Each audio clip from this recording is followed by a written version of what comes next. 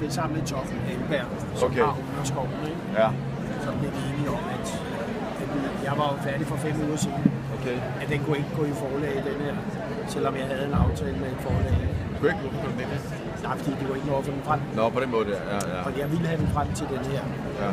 Altså bogmessen, og nu, for det er jo godt se, at nu kommer hele diskussionen og nedskæringerne. Ja.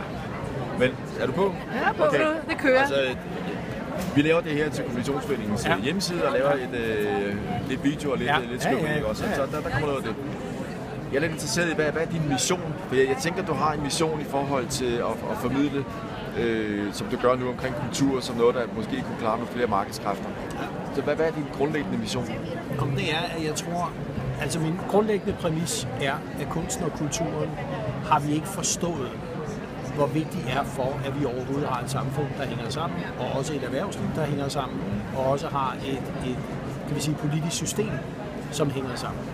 Så det er min præmis for, at vi er nødt til at få en anden erkendelse af, hvad det egentlig er, det kan.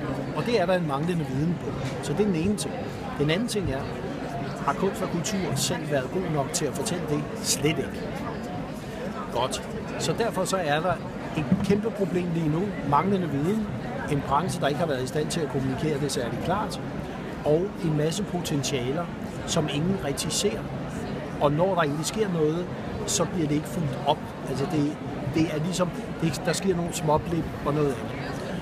Og derfor så tænkte jeg, hvis man nu kunne få kunst og kultur ind i en mere erhvervsmæssig sammenhæng, fordi vi er enige om, at erhvervslivet er fuldstændig afgørende for, at vi har et velfærdssamfund.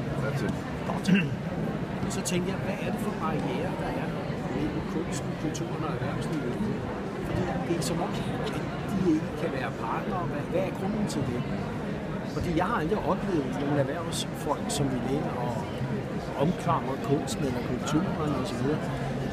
Og så tænkte jeg, vi må have nogle eksempler. Jeg må prøve at se på, er der nogen, der egentlig arbejder med nogle partnerskaber, som ikke bare er traditionelle sponsoraftaler eller fondsbevillinger eller noget andet. Er der faktisk nogen, der er i gang med det her? Men det er dem, du har nævnt i din bog. Du har 8 cases, ikke? Ja. Men hvad er det så, de gør? Altså, det må være nogen, der har gjort det på den måde, du tænker er den rigtige måde. Ja. Og der var det egentlig, for det første så tænker jeg, at det er vigtigt, at vi får et begreb om, når vi nu skal gøre det partnerskab, hvad hedder det så? Ja. Og det var derfor, jeg tænkte, okay, CCR, det er en fortsættelse af CSR. Ja, det er cool. Så det var egentlig bare for at få en eller anden definition. Og så er det, disse partnerskaber er ikke noget med, at den ene part skal have nogle penge af den anden. Disse partnerskaber handler om, at man har nogle fælles udfordringer, nogle fælles visioner om et eller andet, vil gerne have løst en problematik. Og så prøver man at sætte sig sammen og sige, så frem man har et fælles værdigrundlag, fordi det er jo afgørende. Ja, det er det. Ja. At kan vi så løse det på nogle helt andre kreative måder, end kunstneren selv ville kunne gøre det, eller virksomheden selv ville kunne gøre det. Og det er det, der kendetegner, det er, at man går ind for at løse en fælles udfordring. Og det kan du godt se, det er ikke en sponsoraftale. Nej, men hvad kunne det være for en udfordring? Sådan helt, det må være en case for... Ja, men altså, det kunne være en udfordring, for eksempel mobilselskabet CallMe, Tal Ordentligt, som gerne vil ud til nogle af deres målgrupper på en anden måde end bare en traditionel kampagne. Godt investere i en ny musikgruppe, som ikke kan blive finansieret af pladeselskaber og alt muligt andet, så går de ind og gør det. Ja. For eksempel. Det vil sige, kunstnerne får løst deres problem, der hedder produktion og distribution og markedsføring. CallMe kommer ud til de målgrupper, de gerne vil på en helt anden måde, end de ellers skulle komme. Ja, de sig deres marked. Ja, fordi de har et fælles værdigrundlag og en fælles vision om, at de gerne vil have folk til at tale ordentligt og opføre sig ordentligt overfor hinanden. Må jeg lige supplere her? Hvad var det lige præcis kunstnernes rolle, og hvor kom de ind i billedet? Og hvordan blev kontakten formidlet? Jamen altså, kunstnerne så jo, at der var en virksomhed, der gjorde noget spændende.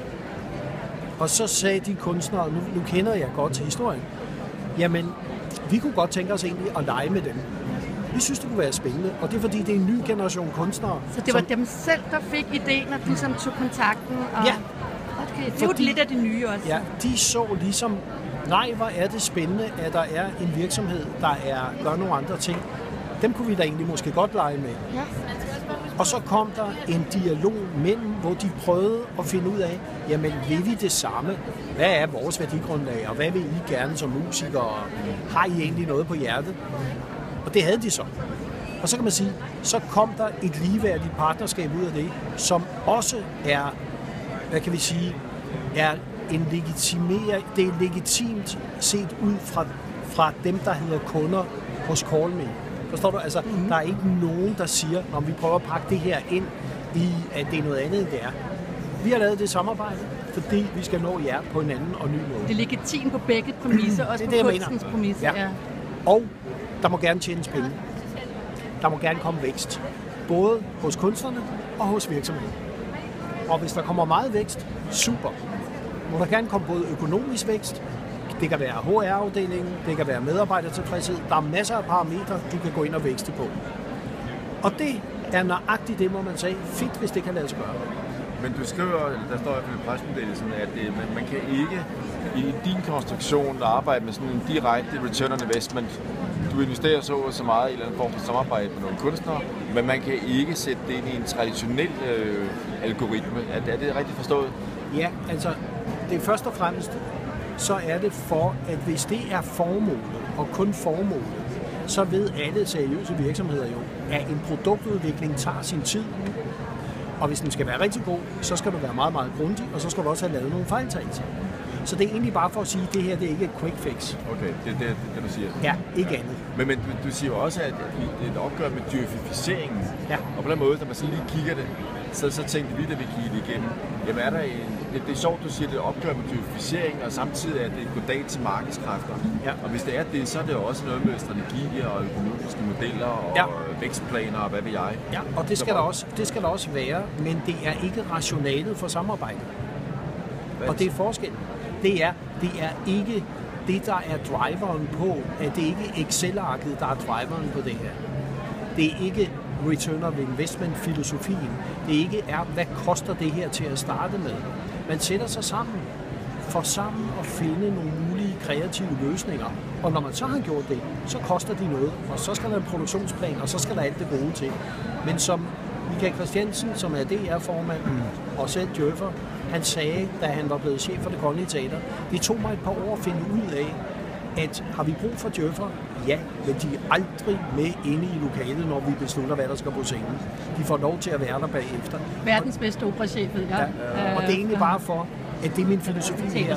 Så det er ikke et oprør med alle de greb, der hedder de professionelle greb, og styring og likviditet og alt det, der skal være til, for det er jo en forudsætning.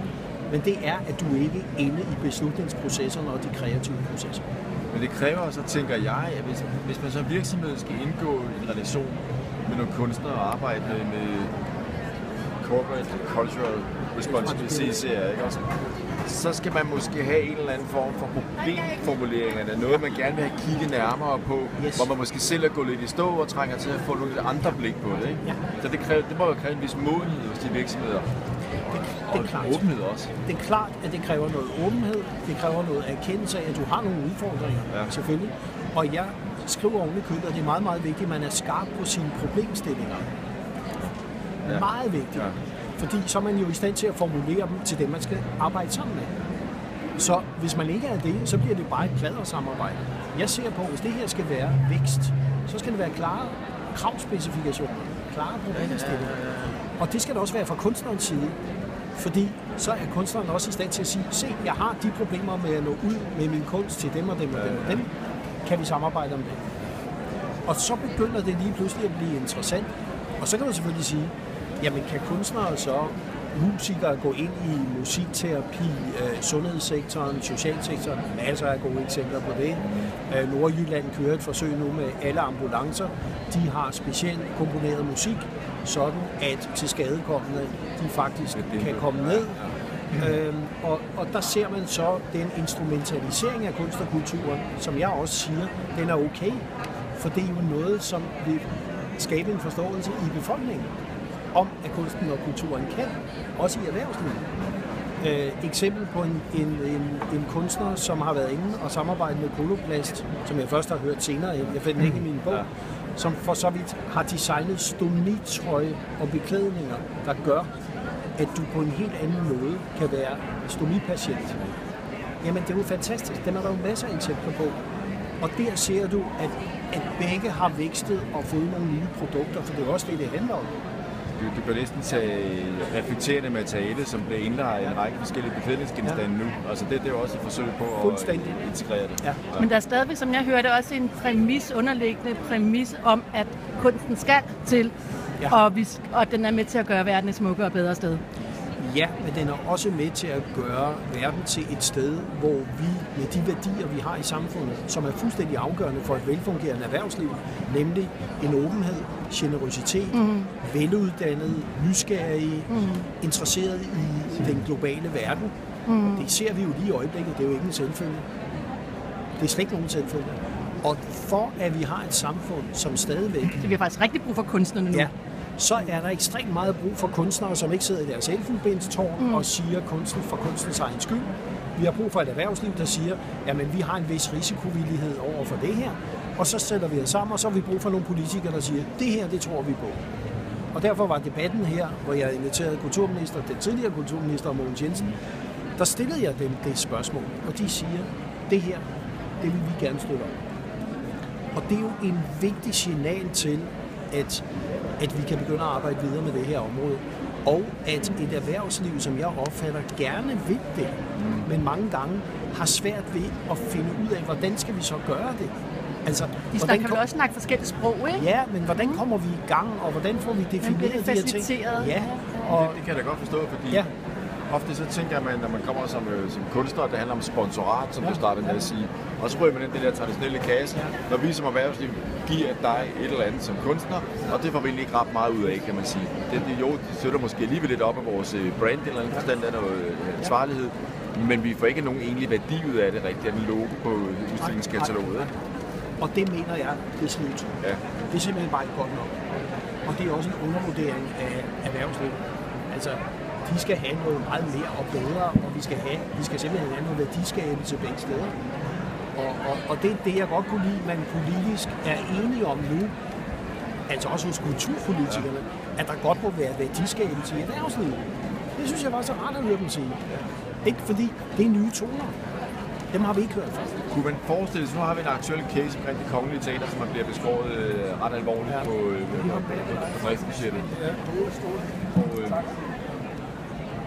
Og der hørte jeg på P1 forleden morgen, at det godt, at det bliver beskåret, men Det Kongelige Teater kan jo vælge selv at indgå forskellige samarbejder eller ændre på deres program, så der kommer flere populære forestillinger, og så færre af de der krævende osv. Så kunne man med det, du skriver og det, du siger, kunne det blive en case, som i virkeligheden kunne skabe fundament for det nye samarbejder for Det Kongelige Teater? Altså i stedet for at sidde og flæbe over et hjørne, så siger okay, det kunne måske bruge til noget til at alligevel at skabe en vækst. Kunne man det? Altså nu havde jeg Morten Hessendal, som er teaterchef for Det Kongelige Teater, med her. Ja. Og han sagde faktisk, at han havde besluttet sig ikke at sætte sig ind i et hjørne og flæbe, men for så vidt bruge det her som et godt afsæt til at sige, kan man opbygge nogle partnerskaber, det tager selvfølgelig også sin tid. Man kan ikke lukke hullerne på de besparelser, der er. Det kommer man ikke til at kunne. Men man kan begynde nu at få en helt andet samarbejde med det omgivende samfund, og dermed legitimere Det Kongelige Teater på sigt, og gøre det langt, langt stærkere. Og det var jeg glad for, han sagde, fordi det mener jeg er fuldstændig nødvendigt, at alle de store statsinstitutioner også tænker helt anderledes på, hvordan man kan blive en del af en samfundsmæssig relevans. Hvordan kan man gøre det som Kongelige Teater på Kongens Nytorv? Det kan du jo sagtens ved at indbyde. Jeg er da sikker på, at er der nogen, hvis de virkelig indbyder erhvervsvirksomheder til at komme ind og danne nogle spændende partnerskaber, så har de 4 mest interessante platforme i hele Danmark. De har nogle huse, der er fantastiske. Altså jeg mener, hold nu op, hvad der ikke kunne ske der af meget, meget spændende samarbejder på mange forskellige niveauer. Vidensdelinger og alt muligt andet. Jeg tror, der ligger et kæmpe potentiale der i og jeg tror unikøbet, at de første 50-100 virksomheder vil gerne stille op til en kop kaffe, hvis der bliver inviteret for alvor til partnerskab, og ikke bare til... Hvor tror du så, den største modstand ligger henne? Er det hos det Kongelige Teater, eller er det hos virksomheder? Hvor er den største barriere, der skal Den største barriere lige nu, det er, at virksomheder skal føle sig trygge i at bevæge sig ind i et ukendt område, at der også er nogen derinde, der kan hjælpe dem med at facilitere processen. og at de ikke bare står alene og kører ud af et spor, de ikke skulle, og så bliver til grin. Så jeg tror, at det handler om her, det er at skabe nogle platforme, der kan facilitere de samarbejder i starten, og så tror jeg, det er vigtigt at have en masse cases, konkrete cases, hvor man kan fortælle andre erhvervsfolk. Prøv lige at høre, det er gjort. Her er casen, sådan var det. Pas på med de gråzoner, få noget vidensdeling. Altså, jeg tror ikke, det er sværere, men jeg tror, det er helt afgørende, at man kommer erhvervslivet i møde og tager dem i hånden og siger, nu skal I se her, i stedet for at prøve at kæmpe med dem, så faktisk prøve at tage dem ind. Det tror jeg er det største. Så hvem skal læse din bog? Jamen altså, jeg håber, at for det første, at kulturfolket går ind og accepterer, at verdens er anderledes nu, og at tiden nu er kommet til et paradigmeskift. Den anden ting er, at rigtig mange erhvervsfolk går ind og siger, det her, det vil vi godt til, det prøver vi. Og hvis vi bare kan sætte den proces i gang, så kunne jeg godt forestille mig, at der kunne ske noget rigtig spændende i Danmark om nogle år. Cool. Så læs det.